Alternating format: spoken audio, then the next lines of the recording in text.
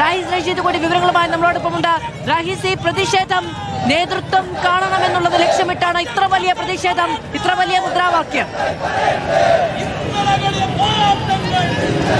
മധു, ഉറപ്പായിട്ടും നേതൃത്വം കാണണം.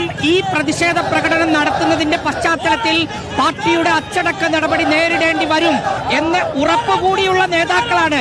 അതിൽ ഞാനിപ്പോൾ നിൽക്കുന്ന ഭാഗത്തുള്ള ആളുകളാണെങ്കിൽ യൂത്ത് കോൺഗ്രസിന്റെ സംസ്ഥാന സെക്രട്ടറി, KSUവിന്റെ സംസ്ഥാന സെക്രട്ടറി, യൂത്ത് കോൺഗ്രസിന്റെയും KSUവിന്റെയും ജില്ലാ സെക്രട്ടറിമാർ അടക്കമുള്ള കോൺഗ്രസിന്റെ ബ്ലോക്ക് വൈസ് പ്രസിഡന്റ് അടക്കമുള്ള ഭാരവാഹികളെല്ലാം അണിനിരക്കുന്ന നൂറുകണക്കിന് ആളുകൾ. അതാണ് നമ്മൾ ശ്രദ്ധിക്കേണ്ട കാര്യം. സാധാരണഗതിയിൽ സുപ്രധാനമായ വിവരം കൂടിയുണ്ട്. VD സതീശന്റെ ഫേസ്ബുക്ക് പോസ്റ്റ് 102 സീറ്റുമായി കോൺഗ്രസിന്റെയും UDFന്റെയും ചരിത്രത്തിലെ വലിയ വിജയമാണ് നമ്മൾ നേടിയത്.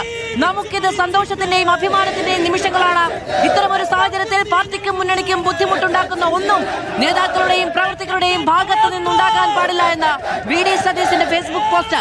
ചേരി തിരിഞ്ഞ് പ്രകടനങ്ങൾ നടത്തുന്നതും ഫ്ലെക്സ് സ്ഥാപിക്കുന്നതും ഒഴിവാക്കണം.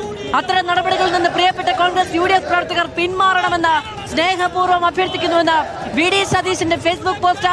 VD സതീശന് അനുകൂലമായി വിവിധ ജില്ലകളിൽ സംസ്ഥാനത്തിന്റെ വിവിധ ഭാഗങ്ങളിൽ സംഘടിതമായ ശക്തി പ്രകടനവും പ്രതിഷേധവും നടക്കുന്നതിനിടയിലാണ് ഇത്തരം പ്രവൃത്തികളിൽ നിന്ന് പിന്മാറണമെന്ന് ആവശ്യപ്പെട്ട് VD സതീശന് തന്നെ ഫേസ്ബുക്ക് പോസ്റ്റ് വരുന്നത്. TV പ്രസാദ്.